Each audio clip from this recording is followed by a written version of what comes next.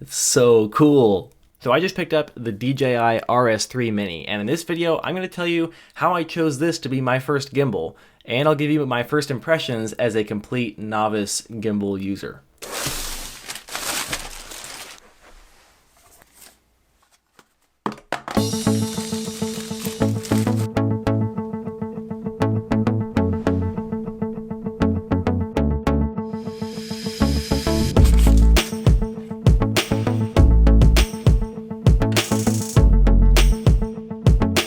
What I should do is look up a YouTube video on how to balance a gimbal, but that seems like way less fun than just trying to wing it and do it with no knowledge. So I do know that you're supposed to balance it, so let's start there. I'm gonna call that good because I don't know what I'm doing. Do a little calibration situation here.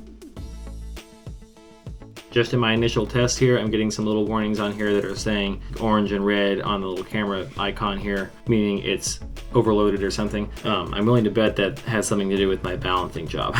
And we're back at present day. It turns out I had it mostly wrong there, or I actually was pretty close, but I had overlooked one particular important adjustment when balancing the tilt axis, because it actually has a forward-backward adjustment and also a vertical adjustment. I was only messing with the forward-backward, and so naturally I was not able to get it to balance very well. The way you know the gimbal's balanced, as I understand it, is with the gimbal turned off. If you put the camera in any position, it should stay there and not move.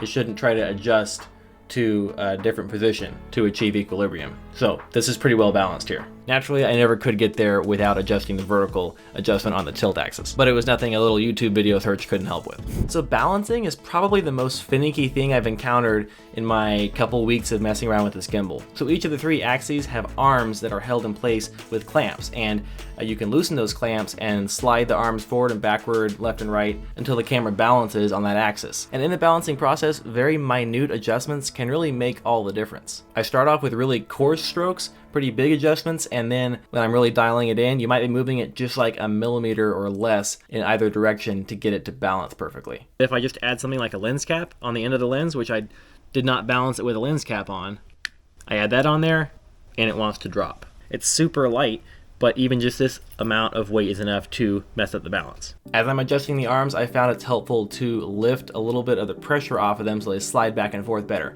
It seems like these are all pretty well machined, so they should slide really easily. If you find it really stiff, then probably you need to change how you're holding it or lift a little bit of the pressure off of the arm so that it slides nice and smoothly. Something I wasn't really aware of when I got this gimbal was the locks on each of the motors. So on each motor, there's a little switch so you can flip, which is a physical pin that goes into the mechanism to hold everything in place.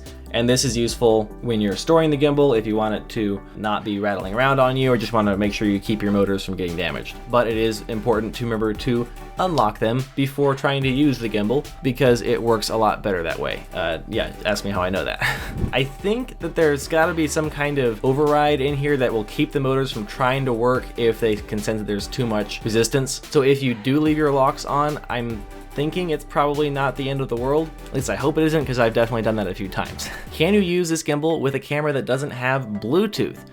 This is a question I had when I was first shopping for gimbals, and the answer is yeah. Pretty much any camera, as long as it's not too heavy, because there is a payload limit on here. I think of like 4 pounds or so is what they say. But as long as it's not too heavy, you should be able to use pretty much any camera on here, a dumb camera, a Bluetooth camera, whatever. It's just you won't have the Bluetooth enabled control features. This is a Lumix G85 on here. I think it has Wi-Fi or something that I never really was able to get to work, but no Bluetooth, and I was able to just put it on here. If it balances, the gimbal should function in all the mechanical ways. It's just you won't have the Bluetooth control to hit a button on here and start recording and stuff like that. So Micro Four Thirds cameras, APS-C cameras, even up to full frame cameras I've heard. I also want to try out and see if it works with an action camera. So I'm going to grab this DJI Action 3 and stick it on here and see if it works. If you guys are looking to buy this gimbal, you can help support the channel by ordering through the link in the description below. It gives me a little commission on the sale, so thanks. I appreciate it. Now it seems you do pretty much need to use this plate that came with the gimbal.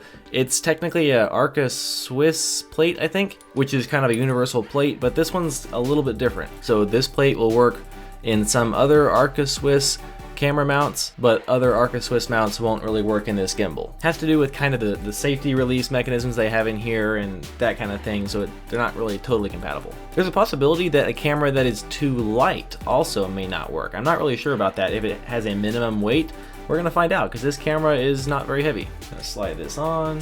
All right. And a little tip that I made up that might be a good idea is to note the settings on these arms for a balance that works with a particular setup. So I'm gonna take a picture here real quick of each of the axes so that I can quickly go back to where it was set for my G85 to be balanced on here. So it's completely out of balance. And from what I understand, to balance a gimbal, you should do it one axis at a time. So I'm going to lock the pan axis and lock the roll axis right here, and now try to balance the tilt.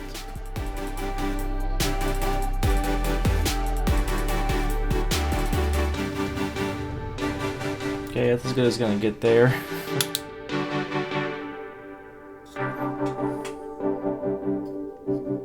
Alright, so I was not able to get it to totally balance on the tilt axis. I hold it like this, it wants to fall down. I'm all the way at 0 on here and can't get it any further. So I've heard that you could like add some counterweights on here to kind of even things out. That seems a little excessive for an action camera. I think we should be fine because this camera is so small and light that the gimbal should be able to counteract for it without any issue, but I'm gonna power it up, do a quick calibration, and see how it works. Gimbal control poor. Calibrate gimbal, yes please. Okay, there we go. It did something weird on me there. I'm not sure what that was about. Anyway, we're good to go now. So we have an action camera on here. This is a little lighter than a GoPro, I think, but you know, GoPro weight of action camera, and it works just fine. I'm gonna turn this on and get some quick footage. So no stabilization on here. The footage looks like this. It's a little wobbly, you know, nothing too smooth. And on the gimbal, looks like so. Cool. So you can use an action camera. All right, you're out here vlogging with the camera on the head plus the hat. Interesting look, you know. Could be worse, could be better. The way these function is just super cool. It follows your movements. If you have it in pan follow mode, it doesn't adjust tilt at all, and you can even tip it upside down and get a nice shot along the ground like this.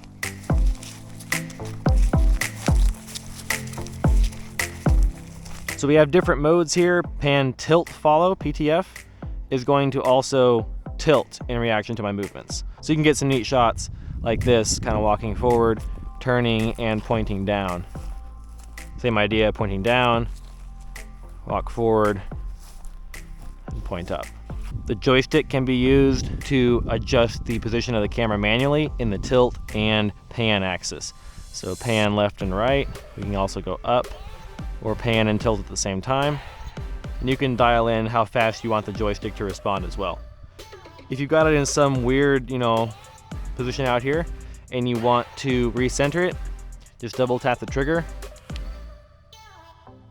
and you're back to recentered. Tripod on the bottom functions as a handle, but you can also flip out the legs and set down your gimbal. And it is fairly secure. I don't love it, but it is pretty secure. Something I didn't really know about this gimbal when I got it is that you can set up some different modes on here, some different presets, custom user presets, so that you can access different settings quickly. And those are just accessed by hitting the M button here to go between 1, 2, and 3. There's 3 presets. And then to set the preset, you just change whatever settings you want to while you are on that preset, and it will save as that preset. So if you want to keep some presets the same, just know you don't want to change your settings willy-nilly because it'll change your presets. One of my favorite features on here is the Gimbal Lock function, which is activated by pressing and holding the trigger. So I have it centered up here, and you can see I'm in pan follow mode, so it's going to follow my movements. But if at any time I want to make it not follow my movements anymore, I can just press and hold the trigger right here, and then now it is locked on. It will point that direction no matter what I do, which is super cool. So you can do, you know, whatever movement you want to, and it is going to stay pointing that way. You can go all the way around, 360. As long as I'm holding down this trigger, it's going to stay pointing that way. Then I can release the trigger, and we're back to pan follow. This is somehow super cool. I don't know why, it just seems really neat. And if you are finding value in this video, be sure to subscribe. Follow along for all the adventures and stories I share on this channel, as well as tips and ideas for how to tell your stories better. Plus, a little bit of gear stuff, because who doesn't love gear? And it's very helpful for telling stories with video.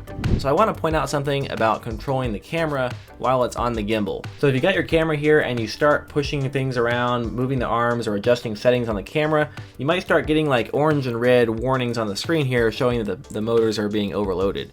I'm no expert, but I gotta think that's really not good for it to kind of force the motors very much. So what I usually find myself doing is I hit the power button once here to have the gimbal enter sleep mode, and then the motors are now basically turned off and I can move them around, move the camera around, change whatever settings I need to, and then when I've got everything set, I hit the power button one quick press again, and now we're back to active and the motors are on again. I feel fine pushing the record button or little things like that that don't seem like they're gonna put much strain on the gimbal, but if I'm doing things like adjusting menu settings or adjusting my ND filter, stuff like that, I usually like to put it into sleep mode.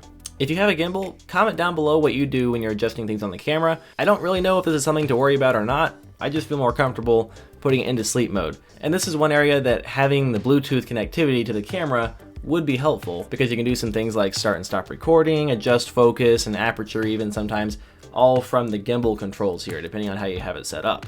But if you're adjusting your zoom on your zoom lens or your ND filter or things like that, you're still gonna need to touch the camera. So you can't avoid it entirely even if you do have Bluetooth, but I just find myself using the sleep function a lot with this gimbal. Battery life. So it's a thing, because gimbals have batteries. This is something I wasn't sure of when I first started looking into gimbals, but yes, they are electric powered, they have a rechargeable battery. This gimbal's bigger brothers in the DJI line have a removable battery, but this one's internal. That's one of the things that's kind of a drawback to it, but it does kind of help cut down on weight a little bit. So I've been out here almost an hour now. I started with about 45% battery and I'm down to 33% battery. Gimbal's been on pretty much the whole time. So 10% per hour might be a pretty good average for me with this camera, with this setup. More or less depending on your payload, of course. So a lot of cameras these days have really pretty good in-camera stabilization, especially the ones from Panasonic Lumix that have the sensor shift in-body stabilization. And since I have a Lumix camera, I was kind of on the fence of whether I actually needed a gimbal in the first place. But I decided to go ahead and check it out, and in my experience now I can see there are definitely some shots that you can get with a gimbal that just don't look as good even with a nicely stabilized camera. Possibly with the exception of action cameras like the DJI Action 3 and 4 or GoPros, which have crazy good image stabilization, but they do have their drawbacks. They're an action camera, the footage doesn't look as good, it relies on a high shutter speed, things like that. Some shots that I really like how they look on the gimbal are the close-up tracking shots of somebody's feet as they're walking, or just tracking shots in general. Dolly shots moving along with the subject through the scene with foreground movement going by, it looks really cool, and orbits look great on the gimbal as well. These are all shots that I kind of attempted to get without a gimbal, and they were usable, but they just never looked nice and smooth. Now the handheld shaky look is a thing. Like there's whole shows and movies that center around that kind of immersive handheld look that kind of puts you in the action. But if you want smooth footage, there's just nothing like a gimbal, is what I found.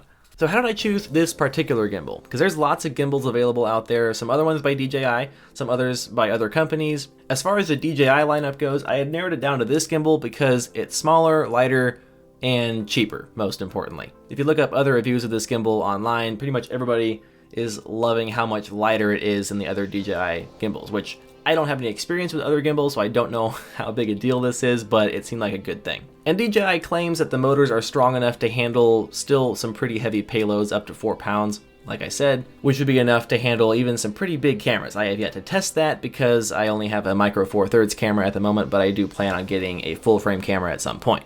In shopping for a gimbal, I did run across another company, Zhiyun, which I have no idea how to pronounce it, but it looks like this. Zhiyun, and they have a much wider range of gimbal options, from expensive ones down to some cheaper ones. The competitors with the RS3 Mini seem to be generally a little bit cheaper, but also I felt like they were more like geared toward APS-C and micro four thirds cameras, and then, oh yeah, they can handle a full frame too.